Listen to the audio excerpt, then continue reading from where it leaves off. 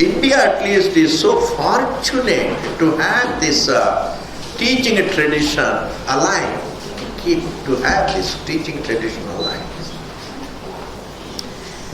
You know, the traditional teaching is a blessing. Teaching correctly as it is. If there is someone who teaches Vedanta correctly as it is, I think it is a vibhuti, it is a great thing. And all our good teachers who are known as acharyas are the vibhutis of this country. They are vibhutis, yes. There may be people who are just living with vairagyam, may not know much about Vedanta. They don't come under acharyas. They just come and they are just sadhus. Acharyas are different. Those who are traditional teachers. And if there are people who are even Mandaleshwars and then they don't teach traditionally, they don't come under acharya. Acharya means the one who can teach. The one who can teach. The one who can touch the thinking of the human beings to look at themselves. It's called acharya. And we have this entire line of acharyas. Still greatly alive. Don't think there is स्वामी आजकल कहाँ है पढ़ने. ऐसा कुछ नहीं जी, इस भारत में सब कुछ है. भारत में है, may not know much, may not know, but they are there. Therefore, today is nice to remember all of them. It is nice to remember them and pay our respects to them. It's like remembering the value for this vidya. There's nothing wrong in it, this sanskara. Okay, ji, we will just, there is a stotram called Guru Stotra. You can, I will recite and you can repeat after me. हम सब लोग एक ही बार करेंगे तो सारी गुरु लोग डर जाएंगे. ये क्या हो रहा है? हरि ओम. अखंड मंडलाकारं व्याप्तं येन चराचरं तत्पदं दर्शितं येन तस्मै श्री गुरवे नमः.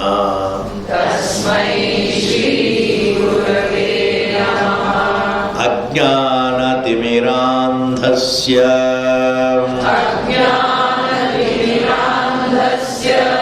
ज्ञानाञ्जनशलाकया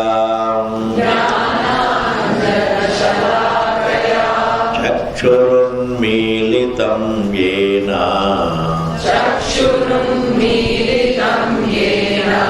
तस्मै श्री गुरवे नमः.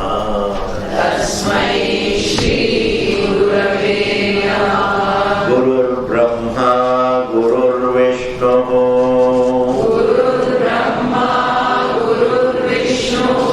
गुरुर्देवो महेश्वरः गुरुरेव परं ब्रह्मा तस्मै श्री गुरवे नमः.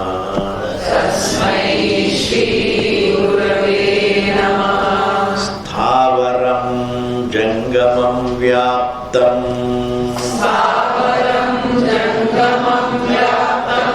यत्किञ्चित् सचराचरं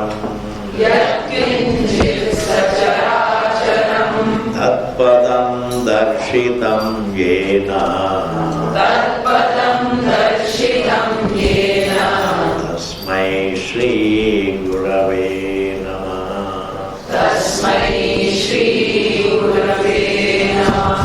चिन्मयं व्यापि यत्सर्वं त्रैलोक्यं सचराचरम् तत्पदं दर्शितं येन तस्मै श्री गुरवे नमः.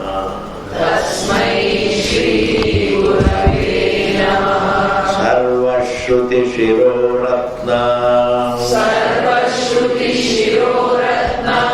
विराजितपदाम्बुजा वेदान्ताम्बुजसूर्यो यः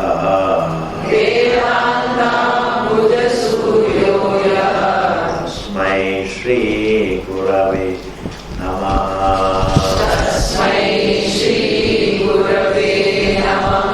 चैतन्य शाश्वत शान्तः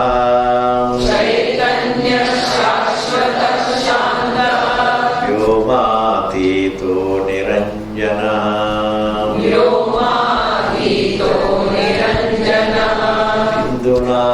बिन्दुनादकलातीतः तस्मै श्री गुरवे नमः.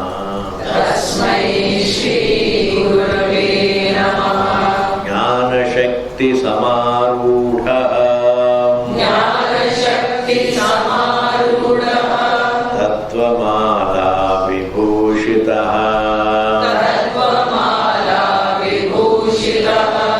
मुक्तिमुक्तिप्रदाता च तस्मै श्री गुरवे नमः.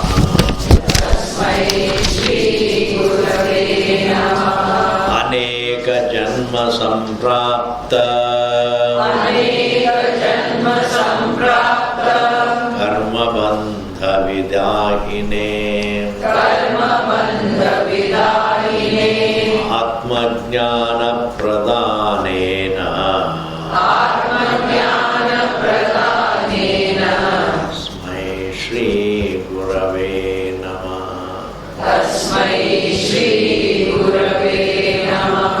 शोषणं भवसिन्धोश्च ज्ञापनं सारसम्पदः गुरोः पादोदकं सम्यक् तस्मै श्री गुरवे नमः.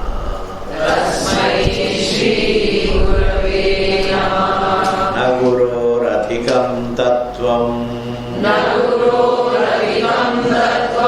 न गुरोरधिकं तपः तत्त्वज्ञानात् परं नास्ति तस्मै श्री गुरवे नमः.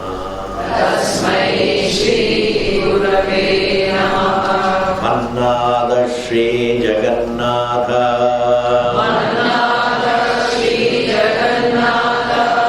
मद्गुरु श्री जगद्गुरुः मदात्मा सर्वभूतात्मा तस्मै श्री गुरवे नमः.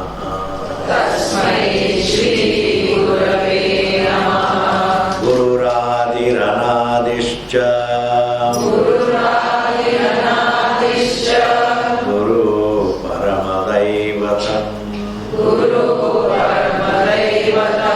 गुरोः परतरं नास्ति तस्मै श्री गुरवे नमः.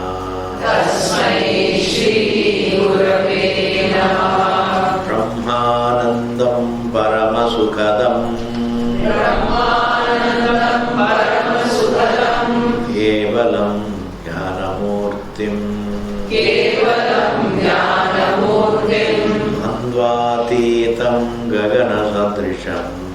द्वन्द्वातीतं गगनसदृशं तत्त्वमस्यादिलक्ष्यम् तत्त्वमस्यादिलक्ष्यम् एकं नित्यं विमलमचलं सर्वधी साक्षिभूतं भावातीतं त्रिगुणरहितं सद्गुरुं तं नमामि त्वमेव माता च पिता त्वमेव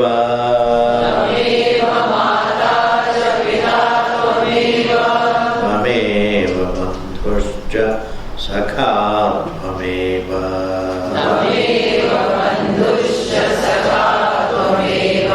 त्वमेव विद्या द्रविणं त्वमेव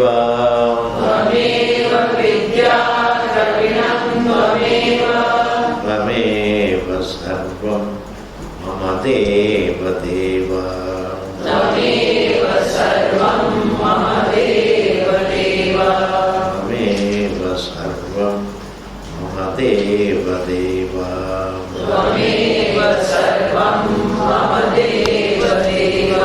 So much of praise is invested on these teachers.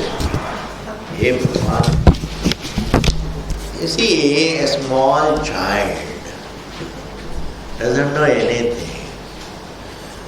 And if that child is taught how to walk, how to talk, how to write, I think that is mukti for that child.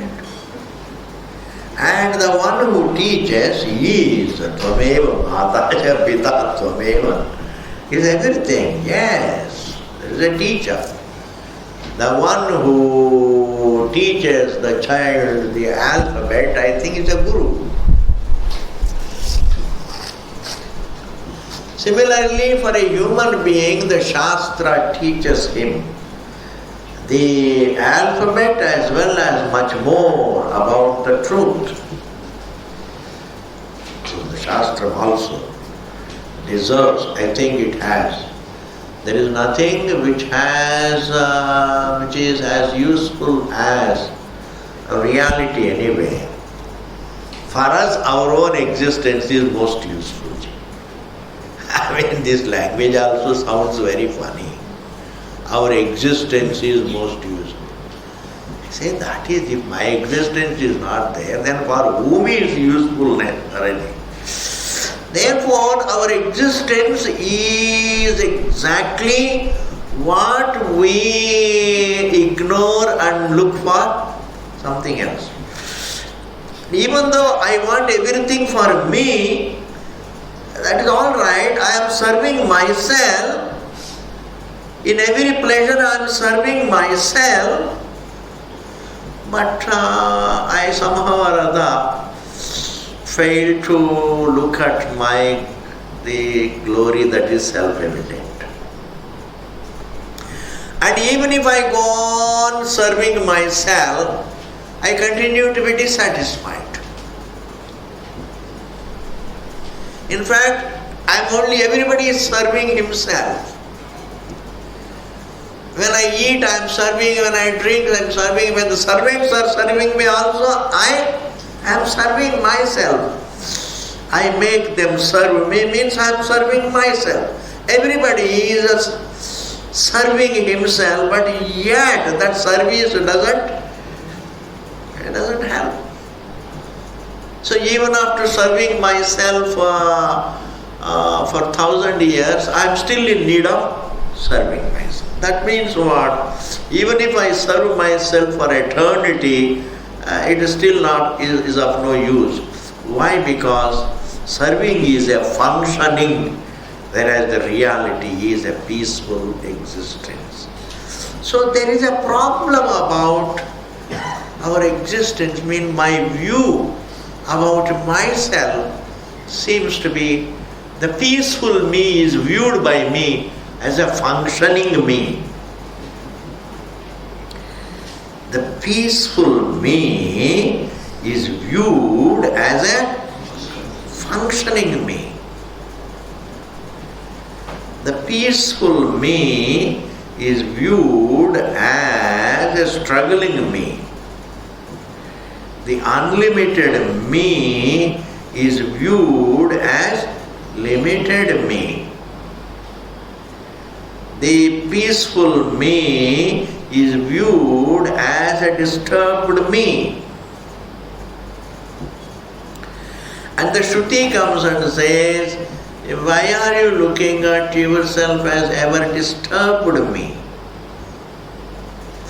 Yes, you feel you are disturbed because fundamentally your view is that you are a karta. Means what? I am functioning to see, I am functioning to hear, taste, touch, smell, I am functioning to go. I read a lot of functioning into my being. Reading a lot of functioning into my being is what is called kartritvam. It's almost like saying, a mountain that is silently I view like this. Oh, it is doing a lot of, it is functioning to be. It is functioning to be. The moment I look at the mountain, which is effortlessly let us just imagine, the mountain is effortlessly present. I interpret the effortlessly present mountain as a functioning mountain. Then I start thinking about it, how much it must be fun. That is all right. If I look at a silent mountain as a functioning mountain, it is okay. If I make a mistake about a mountain, not much harm is done to me. But the silent me, if I view myself, the silent me, as a functioning me, then I am reading all the time a struggle in myself. So there is a need to look at ourselves with a discerning mind, not with a focusing attention. Focusing is different from discerning. Merely looking at something, merely looking at the tree is a kind of a concentration, is a kind of a focus.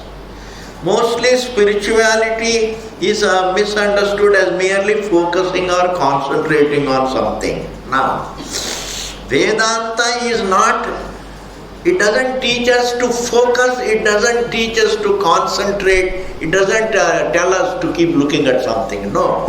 Discern between the silent nature of your being and the view that you are a struggler. You cannot struggle because like silence can't struggle. Sound can struggle, it can vibrate. Sound can vibrate. Sound can have the fear of disappearing. Sound is the result of some effort, but silence is.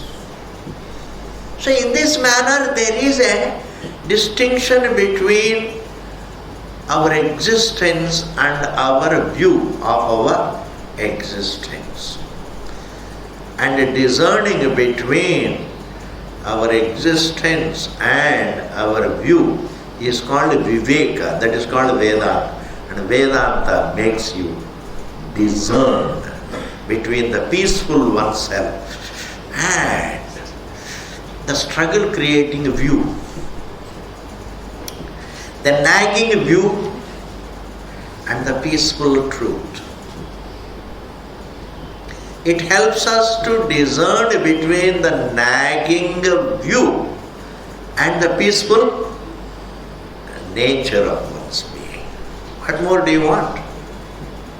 If I can discern between the nagging and peace, then we are not. There is no nagging in my being, there is only peace in my being. Like in deep sleep state, all the nagging disappears. Because all nagging is in the form of thinking.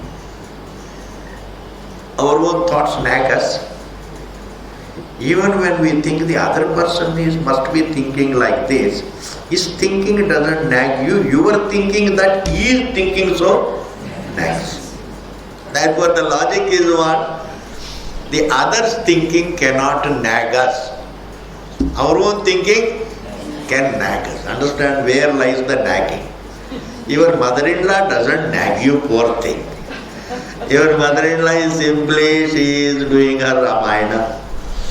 Nobody can nag anybody. Everybody nags himself by his own thinking. Even when somebody thinks, what must be others thinking about me? He must be thinking about me bad. What does he think about himself? He doesn't respect me, etc., etc. Okay? Now, who is thinking? I am thinking. So whose thinking is nagging me now? My own thinking. ये भी एक बड़ा सत्य है जी. Therefore, what the Shastra says is right, that you manage yourself. Your bondage is in your thinking about your. There is a fundamental thinking, a topical thinking, day-to-day thinking. The day-to-day thinking also nags us on a day-to-day basis. Whereas the fundamental thinking that I am reading, thinking that I am a karta, nags us from life to life. Until one gets the understanding about the self as a silent being, a choicelessly silent being, this fundamental kartritvam continues from life to life. And even to think there is no next life, there is only this life, these are all just, ostrich attitude. दक्षिण में एक कहानी है, जब बिल्ली आके दूध P लेती है, लोग आके उसको मारते हैं, तब बिल्ली क्या करती है? आंख बंद कर देती है, and thinks that nobody is coming. This is what is called the best ignorance is bliss. That is called ignorance. This phrase came from that cat. Ignorance is bliss came from that cat. Therefore, you have to think in order to enjoy your daily alcohol, to enjoy your pleasures, to enjoy your parties, you must first believe that there is no God. There is no, I don't have something great to understand in life. If at the moment I think there is something greater for me to understand, it dilutes my interest for pleasures. It dilutes my party pleasures.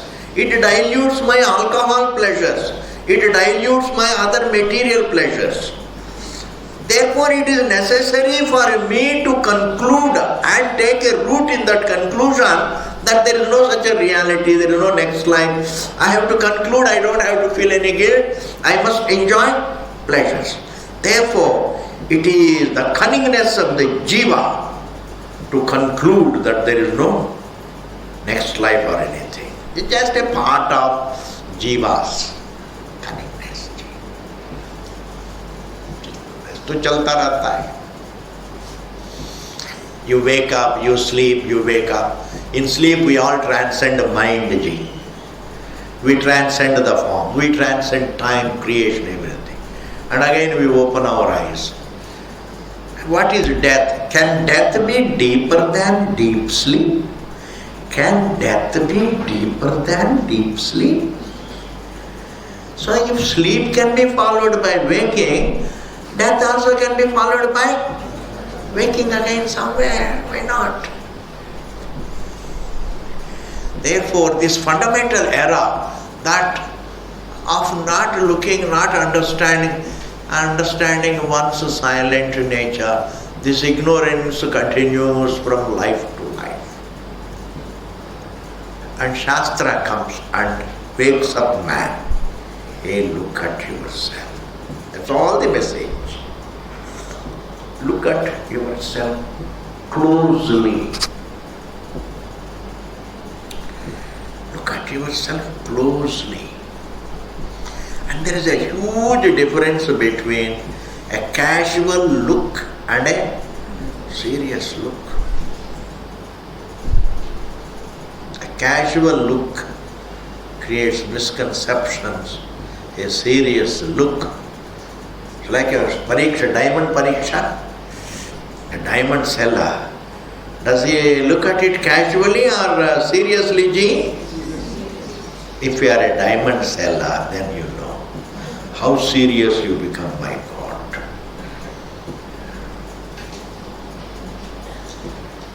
Magnifying glass.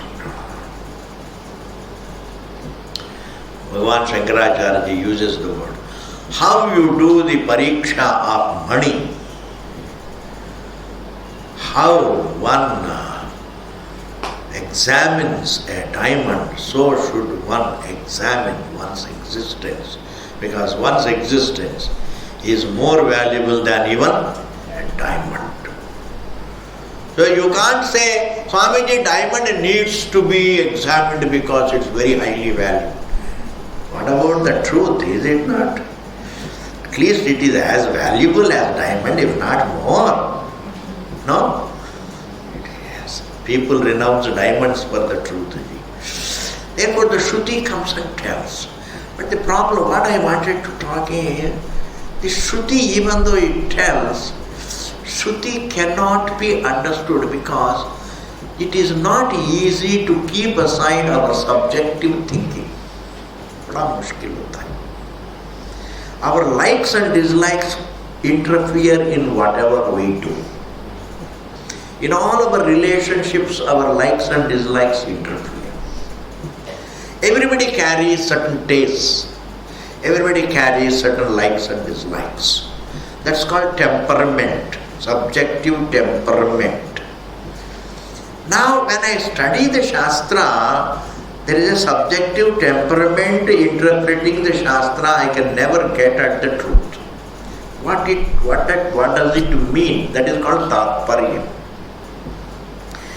Shastra talks many things, but what does it mean? What is the Tatparyam? What does it want to convey? My subjective thinking will not allow me to understand. And therefore we have a tradition of teaching. This is called teaching Upadesha Parampara, Guru Sishya Parampara. Therefore, when we look at this Bhashyam written by Shankaracharya, it is not only just a commentary upon what the Shruti says, but he also explains exactly the correct way of understanding it. That is called Tatparya. What do you mean? What you say is what you say, but what do you mean? What the Shastra means liberates me. What Shastra says becomes another thought. What Shastra says creates a thought in me. But what it means is the thought-free being. So there is a gap between, there is a risk between what it says and what it means. I am prone to making mistakes. I am prone to stumbling between what it says and what it means. And what it means is conveyed by these Guru Sishya Parampara. And in this country, if there is something that is most valuable in life in this country, is this living, teaching tradition of Vedanta. Baaki sab kuch bhi nahi hai. Baaki sab khana pina. There is nothing great about it. This country is great only for its Vedanta. Minus Vedanta, it is like another Nepal. It's third rate. But despite its being poor and dusty and corrupt, I would still say it's a Brahmaloka because there is Brahma Vidya. It is Brahmaloka because it is Brahma Vidya. Because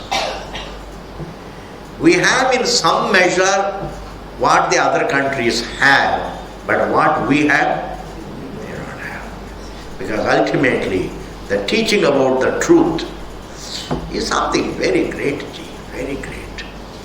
Just really, all your tensions and miseries can be silenced if you look at yourself correctly. And therefore, today happens to be what? Gurupoornima. It is also called Vyasapurnima, because Veda Vyasa, we don't know, maybe it is his Jayanti, Veda Vyasa's Jayanti, and Veda Vyasa did a lot to convey what the Shastra means. That is called Mimamsa. Mimamsa is nothing but conveying, writing, to tell what the Shastra means, what it says, and what it means. And Vedavyasa also says, if you don't know what it means, having heard what it says, there is scope to imagine things. What Shastra says can make you imagine things wildly. That is why Vedanta स्वतंत्र रूप से पढ़ के जो पागल होते हैं, नहीं होते हैं, वो भी पागल बन जाते हैं. जो पागल होते हैं वो थोड़ा ठीक भी हो जाते हैं. हाँ जी. It is just free for all. Shastra untaught by the tradition can never be, its glory can never be understood. What does it mean? It's like, you see, the waves came from water as though it is an event, and they are sustained by water, another event, and it goes back into water, another event, and it comes back again from water, and gets again sustained, and again goes back. Therefore, what it says creates in us thoughts of events. And when we think of the whole existence in terms of events, it disturbs us more. Yes. Therefore, when the waves are born of water, sustained by waters, go back unto water, even though they are like three events, but what it means is they all are water. There is Shanti. It is water, is not an event. All waves are water, is not an event. Minus that Tatparyam, if we think of only Srishti, Sthiti, Laya, they look like what? Events. And the more you think of God as an event, His creation is another event, life is another event, death is an event. All the time we are thinking of events. So life will be very eventful. Life will be very eventful. But what is the use of it? You will be more miserable thinking of all events. Therefore, the most valuable thing in life is this living tradition of teaching. Teaching is what human beings require. Vedantic teaching. Arrest man's attention and tell him, my dear, you need to look at yourself. There is no use wasting time. You need to look at yourself. This teaching is the vibhuti of this nation. Okay, na? So we have recited all the stuti of Gurus also. Now that we have done enough stuti of them, we are going to have all their grace also? Yes. I will recite one mantra, and that includes all the Gurus.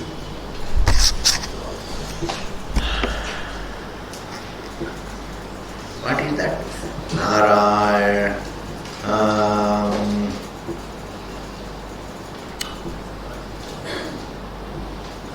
Narayanam Padmavum Vasishtam Shaktim Satputra Parasharam Cha Vyasam Shukam Gaudapadam Mahantam Govinda Yogindra Mathasya Sishyam Shri Shankaracharya Mathasya Padmapadancha Hasta Malakam Cha Sishyam Tam Totakam Vartikakaram Anyan Asmat Gurun Sandadamanatosmi Tadashiva Samarambham Shankaracharya Madhyamam Asmadacharya Paryantam Vande Guru Parampara.